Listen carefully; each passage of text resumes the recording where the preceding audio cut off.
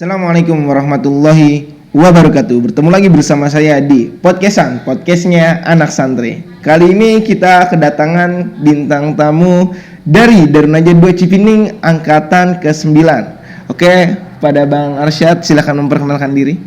Assalamualaikum warahmatullahi wabarakatuh. Nama saya ini Muhammad Arsyad. Tapi di Cipining itu bukan Muhammad Arsyad sebenarnya.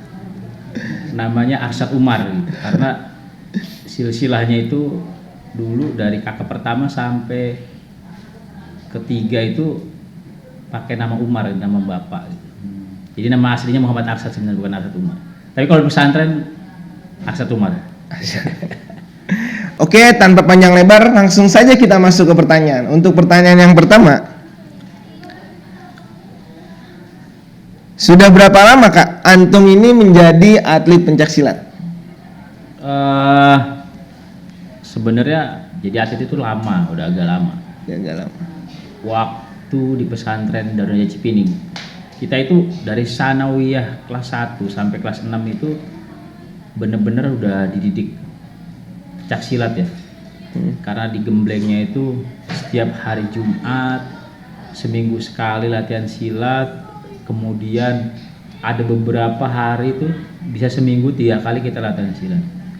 Kalau untuk pure jadi atletnya itu dari kelas 3, kalau nggak kelas 4 sampai kelas 6, dan sampai punya anak satu pun masih jadi atlet. Insyaallah. Jadi cukup berkesan lah. Artinya bukan berarti santri tidak bisa menjadi atlet, tapi siapapun bisa untuk menjadi atlet. Walaupun tuh santri itu tadinya orang mengenal cuman ngaji, sekolah itu aja, nggak ada yang tapi sekarang alhamdulillah ada yang banyak yang jadi santri menjadi atlet. Alhamdulillah. Kalau boleh tahu seberapa pengalaman antum sih ketika antum masih latihan di Cipining itu, dan juga apa perbedaannya latihan di pondok dengan latihan di luar? Wah, kalau bicara ini pasti panjang. Artinya gini, ketika menjadi atlet di saat santri itu ada formula yang beda-beda. Kalau santri itu nilainya keberkahannya sangat tinggi. Alhamdulillah. Karena doa dari Pak Kiai, doanya dari santri yang saling mendoakan gitu. Itu jadi kebanggaan buat kita sendiri gitu. Kalau latihan jarak antara Cibinong ke Bogor itu dulu perjuangannya sangat panjang. Dari Bogor dari Bogor ke Cibinong itu bisa 2 jam lebih. 2 jam untuk menjadi seperti itu. Pada awalnya kita itu kedatangan tamu dari IPSI Kabupaten Bogor. Kita lagi mengadakan TOT lagi itu. Kader. Ketika itu saya sparring, dilihat sama pembinaan, yaitu namanya kalau masih ingat saya sekarang ketua IPSI Kabupaten Bogor Muhammad Khairul, dan itu berjasa juga buat saya. Akhirnya beliau itu melihat saya sparring, wah ini bagus nih, kita panggil seleksi se Kabupaten Bogor, alhamdulillah menang. Dilanjut buat kejurda di Jabar lagi, itu Banten belum pecah begitu, tapi bisa menang lagi. Selanjutnya buat seleksi kejuaraan dunia, waktu itu kalah karena mungkin Allah menggariskan dulu, langsung dari prestasi dikit langsung wush gitu. Ternyata jatuhnya juga langsung cepet juga gitu. Akhirnya langsung habis itu selesai, kita ikut Popda menang, Popwil menang, ikut Popnas Palembang menang, terus ikut lagi tuh waktu masih presidennya B.J. Habibie dan Ustadz Abu Rahmat lagi itu juga ikut. Ustadz Abu Rahmat, Ustadz Abu Nazar, Ustadz Arif Wardani lagi itu kita satu tim. Ustadz Ahmad Khalil lagi itu yang silat-silat itu gitu. Cuman ada beberapa respati. Yang berhasil itu cuma 2 dari Cipining. Saya dengan Respati. Juara 1. Lagi itu menteri olahraganya masih Agung Laksono, masih ada sertifikatnya. Selesai dari situ kita ikut namanya Pospeda. Kita seleksi kabupaten dulu, Pospekap dulu. Pospekap, juara, ikut Pospeda di kabupaten di Jabar. Kebetulan satu timnya dengan Ustadz Abu Rahmat lagi. Ustadz Abu Rahmat dan yang teman-teman. Kalau Ahyari itu beda bidang seni. Kita seleksi berhasil juara 1 dengan satu lagi teman lagi itu Budi Waryanto. Berhasil ikut Pospenas di Pondok Pesantren Az-Zaitun perdana. Pospenas. Iya, Pospenas pertama. Sebenarnya yang pertama itu udah ada Porsni lagi. Nah, kita Pospenas pertama. Di situ kebetulan pelatihnya itu pelatih saya sendiri, namanya Muhammad Khairul. Pelatih yang sangat berjasa banget dalam karir saya. Yang kedua, di itu ada Mas Yatno lagi, itu masih ingat. Kita berhasil main pertama ketemu Jateng kalau nggak salah. Final saya ketemu Jatim. Alhamdulillah berhasil. Subhanallah lagi. Dan itu pun juga dapat bonus dari Kemenak lagi, itu besar juga. Ya 5 jutaan kalau nggak salah. Itu masih santri, Ustaz? Masih santri. Masih santri megang uang 5 juta. Iya, tapi ya akhirnya uangnya kita nggak pegang, kita kasih orang tua. Nah, itu sangat berjasa banget, subhanallah. Nah, akhirnya dari situ saya ngedalemin, wah, masa sih saya nggak bisa jadi atlet gitu. Iya. Masa sih? Akhirnya saya berlanjut ikut Porkap, itu juara 1. Akhirnya saya jadi atlet Kabupaten Bogor. Setelah menjadi atlet Kabupaten Bogor, nah saya lulus itu dapat beasiswa lagi itu kuliah di Universitas Ibnu Khaldun. Oh, di Darmaga. Yasmin Darmaga. Iya. Nah, ketika itu saya dapat beasiswa karena tujuannya buat Porda dan Pomnas lagi itu. Akan tetapi mungkin dua orang tua itu lebih dijabah oleh Allah. Orang tua saya itu setengah hati ngizinin lah gitu. Karena udah lama 6 tahun di pesantren, habis itu nggak pernah ketemu lagi. Akhirnya ya udahlah, kata orang tua saya, ngapain sih? Udahlah, bapak masih sanggup biayain. Gitu. Lagi pula jadi sakit-sakitan. Kalau di pesantren 6 tahun ya sakit-sakit, tapi malah ini yang di kosan lebih sakit-sakitan karena jarang makan, ada malas latihan. Kita pulang akhirnya. Saya pulang kuliah di Universitas Islam Negeri UIN Syarif Hidayatullah itu, Jakarta. Nah, di situ saya meniti karir tuh, saya bingung, waduh, saya mau latihan gimana ini? Mau latihan silat, nggak punya temen, dan saya punya sahabat namanya Anwar Hasan. Sekarang menjadi pelatih Platda PON. Akhirnya sampai di situ saya bilang, wah, gua harus latihan. Saya harus latihan. Akhirnya latihan di kita kumpul sama teman-teman. Dia punya channel, teman kita ikut lagi tuh seleksi di Jabar Tapak Suci. Seleksi di Jabar Tapak Suci, kita itu masuk tim Jabar, ikut ke Jurnas Tapak Suci di Batam. Iya, ketemu dengan Ustadz Abu Rahmat lagi. Ketemu lagi. Ya, Ustadz Abu Rahmat lagi. Kita juara lagi tuh, main bergu bebas, no body protector. Jadi pertarungan full body contact, nggak pakai body protector. Setelah itu pulangnya tatonya banyak, tato di wajah. Karena nggak pakai body protector. Hanya pelindung aja.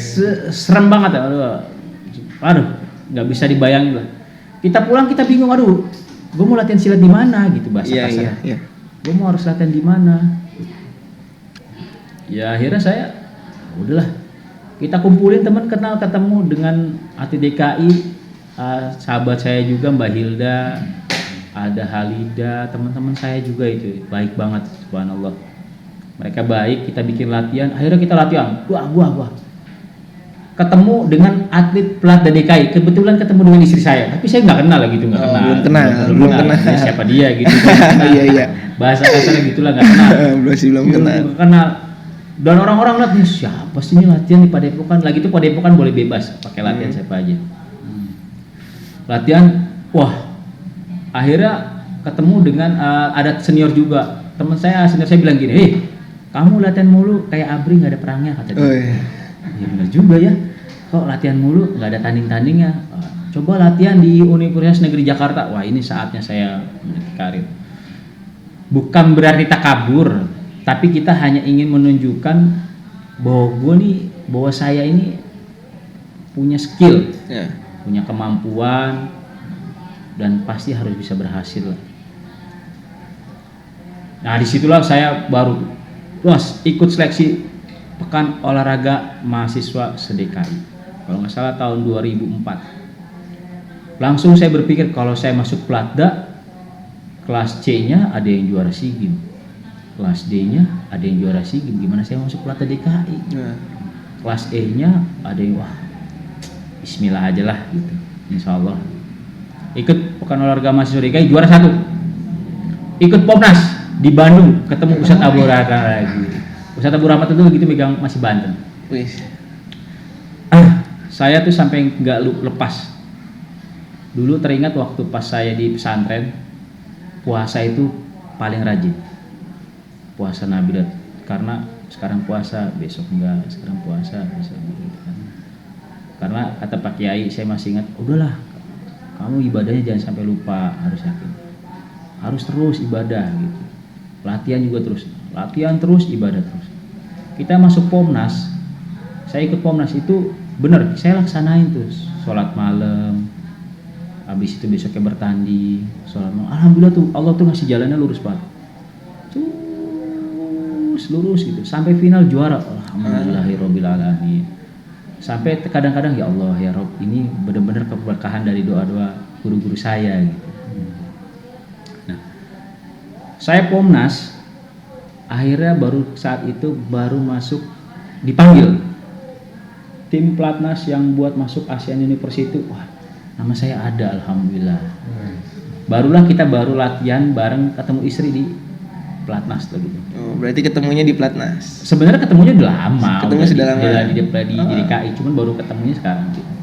Nah, habis itu setelah dari situ baru dah tuh kita masuk dah tuh latihan terus buah. Ya seperti ini. Jadi atlet itu sebenarnya capek, tapi nikmatnya pas saat jadi juara. Latihan pagi, siang, sore, malam. Pagi, siang, sore, malam. Pagi, siang, sore, malam terus. Pagi, siang nggak ada berhenti latihannya itu sampai benar-benar lelah. Tapi namanya buat prestasi, apa sih yang kita nggak lakuin? Iya. Pada saat saya sampai Vietnam, wah itu saya takut lah gitu. Ya Allah, ini saya benar-benar, waktu itu saya SMS Pak Kiai. Assalamualaikum Ustadz, saya Arsyad Umar, gini. Dan sampai jawab Pak Kiai gini, jangan takut Ustadz, Bismillah.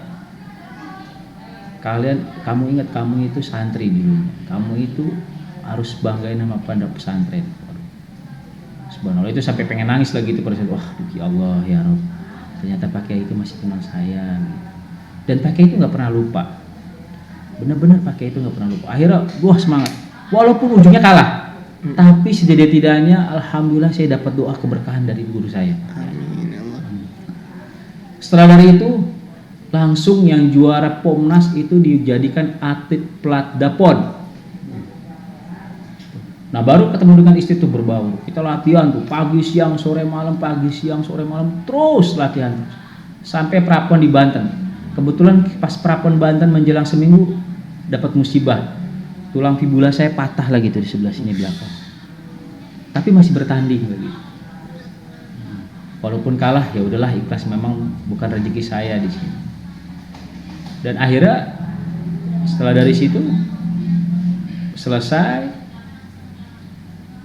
balik ke Jakarta, kita dari awal lagi tuh seleksi lagi, dan alhamdulillah berhasil. Terus dari 2004 sampai 2009 saya masih menjadi atlet. Sampai saya punya anak setahun saya masih jadi atlet. Ketika saya stop itu setelah saya operasi, lutut saya pecah, dan tempurungnya ada yang pecah, baru saya stop lagi itu. Stop, pensiun, akhirnya jadi melatih. Tapi kenangan yang benar-benar saya terasa buat saya ketika saya menjadi santri, itu benar-benar pesantren itu supportnya subhanallah, ya Allah ya Rahman ya Rahim. Dimudahkan benar-benar ya Allah. Pada saat saya setiap mau berangkat kejuaraan itu pesantren itu support banget. Sampai Pak Kiai itu istrinya itu pernah ngasih madu ke saya. Masya Allah. Mamah lagi, saya masih ingat banget. Arsad, ini buat antum, buat ente, jaga kesehatan, ingat nama bawa-bawa pondok pesantren. Saya sampai benar-benar lagi tuh nangis begitu, ya Allah ya Rob ya Allah. Karena dari pesantren pun memang kita mau berangkat seadanya di biaya pesantren. Iya. Betul.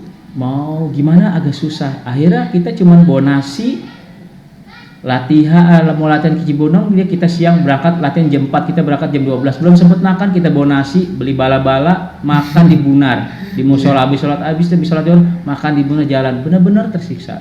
pulangnya nggak ada angkot, naik truk pulang. Iya. Besoknya latihan begitu terus. Tapi itu Allah tuh kasih jalannya kemudahan, subhanallah. Ya itu mungkinlah sementara. Oke Ustaz.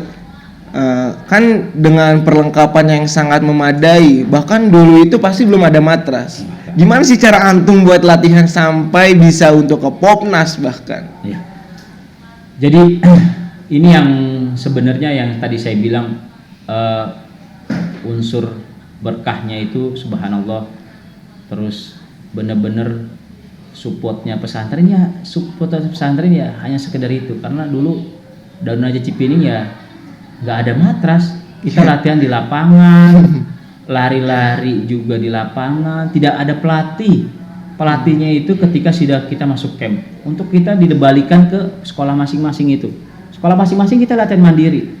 Latihan terberat ada itu yang sebenarnya latihan mandiri, seperti halnya kita belajar di sekolah, buat di rumah pun belajar sendiri itu agak berat sebenarnya. Itu yang sebenarnya tantangan yang buat kita pribadi.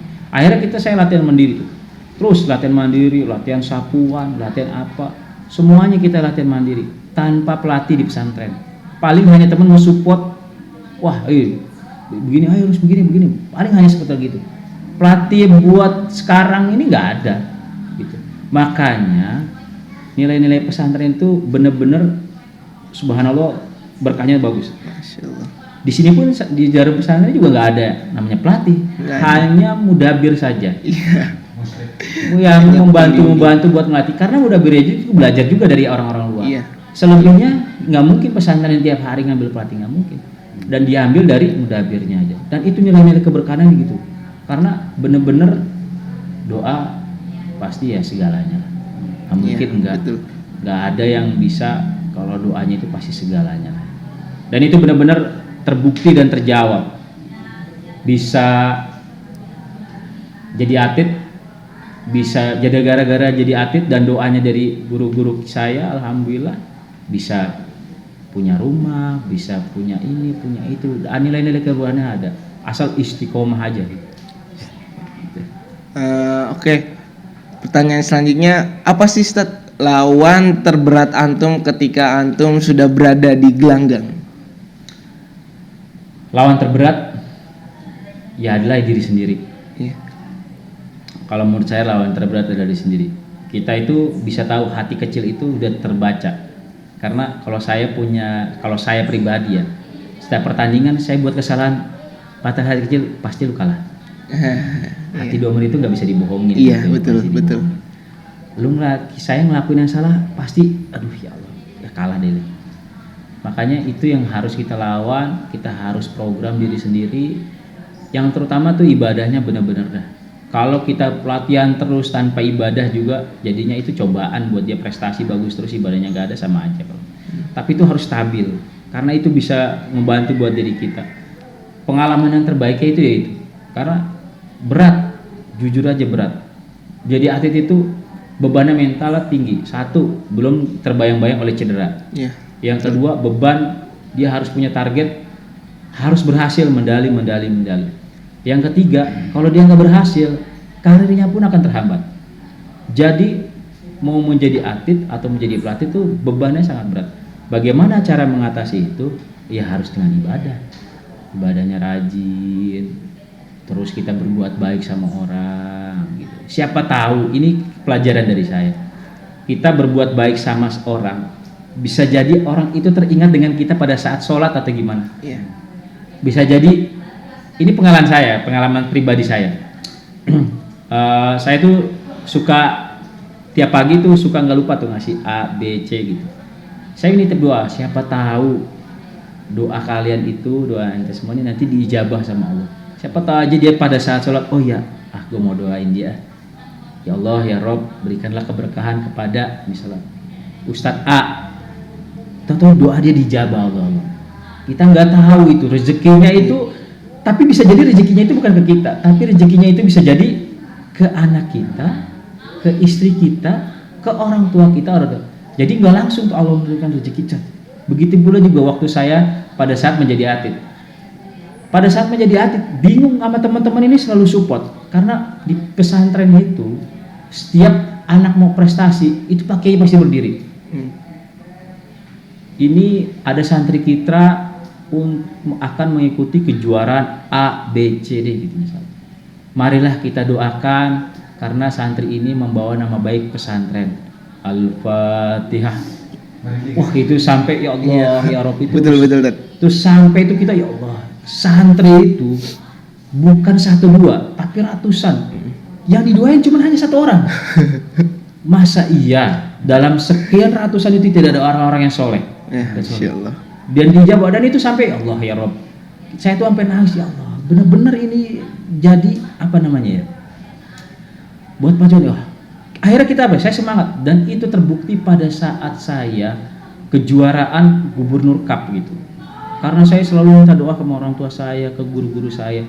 Waktu itu saya Gubernur Cup main pertama itu tempurung saya pecah. Dan kata istri saya sih bukannya kejam ya, nama jiwa pesilat, tapi juga harus ya kapan lagi ya. Main pertama pada saat itu tempurung saya pecah, ya Allah. Ibu saya udah bang istirahat, ingat anak setahun kata dia. Saya silat terus kalau cedera ulang. Tapi istri saya bilang apa? Ayah, lutut ayah itu masih jauh dari jantung.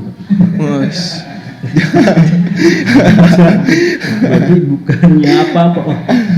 Oh iya, doa ya Allah ya Rabb, berikanlah inilah kesembuhan ini. Sama guru-guru saya, insya Allah jalan. Tapi itu terbukti, doa itu segalanya. Bisa jadi ini kemenangan ini doa orang-orang yang dulu itu baru dijabahnya sekarang. Bukan berarti sekarang langsung diberi keberhasilan hari itu juga enggak. Bisa jadi gitu. Makanya itu saya yang pelajarin itu benar-benar sekarang jadi membawa saya itu alhamdulillah. Kita bersyukur. Dan itu terbukti. Silaturahim semuanya. Dan sampai sekarang pun alhamdulillah masih sama Darul Najib Cipinang itu kita harus mempunyai rasa hormat lah karena Pak Kiai yang ada. Mungkin itu dulu ya. Kemudian kan waktu di Cipining itu Ane pernah dengar dari cerita kakak kelas Ane bahwa antum ini pernah nggak sadar gara-gara itu cedera. Oh ya, pernah pengalaman waktu banyak itu. Iya. Gak sadar itu banyak ceritanya. Waktu kelas 5, kelas 6. Ya, waktu kelas 5, itu kelas 6. pernah. Iya. Saya pernah sakit agak serius lagi. Sebenarnya bukan salahnya saya. Bukan salahnya dari lingkungan pesantren enggak, tapi salahnya saya pribadi. Waktu itu ibadahnya rajin dulu. Bukannya apa ya? Kita puasa sunnahnya itu rajin. Latihan terus, input dan outputnya nggak sesuai. Kita latihan nih, boleh lah. Mungkin itulah jadinya ibadahnya berlebihan, jadinya bukan salah ibadahnya, salah kitanya. Puasa, habis itu latihan. Puasa latihan terus, doa. Pas buka puasa, namanya pesantren yang adanya dimakan. Ada es teh manis, gorengan 1, 2, 3 selesai. Habis itu makan, biasa udah. Kadang-kadang malah masak, udah tidur. Akhirnya lagi itu sampai hampir kena sakit parah, yaitu meningitis begitu. Harusnya udah bisa jadi lewat itu waktu itu. Cuman mungkin ya itu lagi dari doa. Nah ini yang benar-benar terharu banget. Waktu saya sakit di rumah sakit Pertamina, itu ustadz pada datang. Ada Ustadz Fatul Mukmin, Ustadz Fatul Mukmin, Ustadz Ahmad Rosihin, Ustadz Rimo, itu pada datang. Doain saya tuh, ya Allah ya Rabb, berikanlah kesembuhan. Aduh subhanallah. Sampai Pak Kiai ini terpesen ke saya tuh. Sampai waktu itu nangis, ya Allah. Sampai saya pernah berdoa, kalau memang hidup ini baik buat saya, hidupkanlah saya. Allahumma ahyini ma kanal hayati khairun li. Gitu saja. Insyaallah. Ya kalau misalnya memang mati ini buat baik saya, ya matikanlah saya. Karena waktu itu udah sakit bener. Seminggu gak sadar, terus kepala sakit. Udah. Minum obat setahun sembuh. Nah itu karena kita hobi saya silat, sebenarnya nggak boleh capek-capek waktu itu. Bandel lagi, ikut silat lagi. Sampai sekarang. Gitu. Jadi pernah sakit ini juga. Kalau masalah nggak sadar pada saat bertanding itu pernah. Waktu di Kalimantan, Pomnas kedua di Kalimantan Selatan, Banjarmasin. Tapi nggak sadarnya cuma 5-4 detik lagi.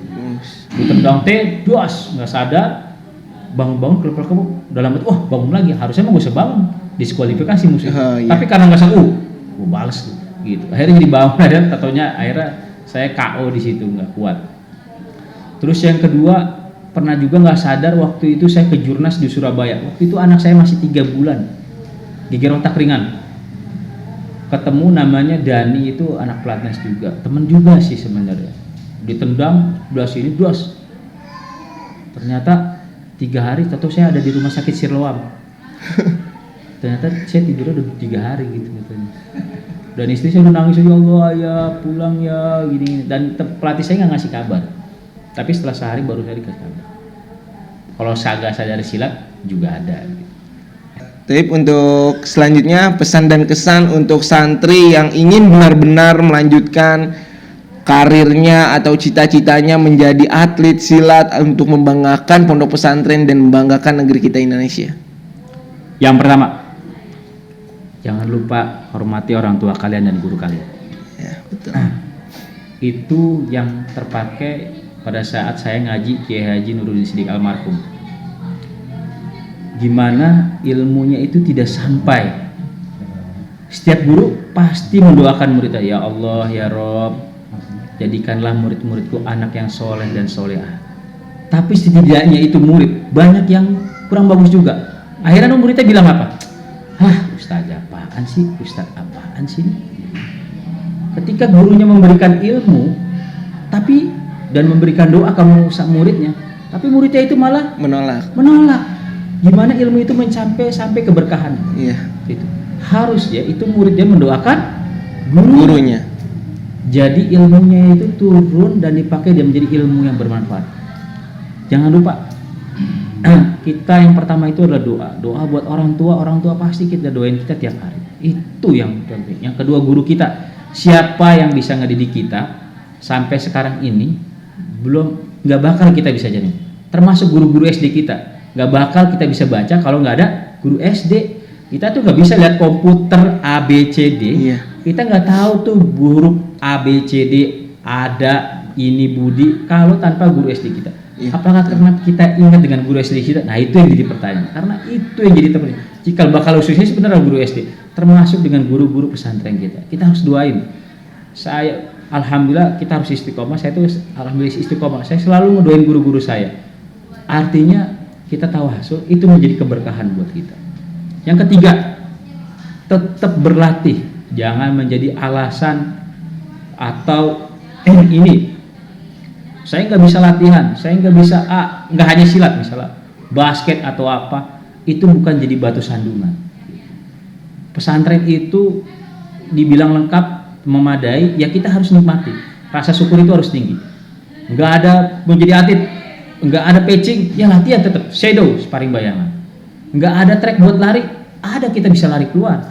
Nggak ada sepatu ustadz buat lari, jogging bisa pelan-pelan. Jadi tidak ada alasan. Tapi yang terutama itu adalah hormati orang tua kalian dan guru kalian, karena itu pintu keberkahan di situ. Itu pesan dari saya. Ya, jadi kuncinya dan intinya adalah fikuli harokatin barokah. Taib, mungkin hazam ini mungkin cukup sekian dari kami, kurang lebihnya mohon maaf. Wabillahi taufiq wal hidayah waridho walinayah.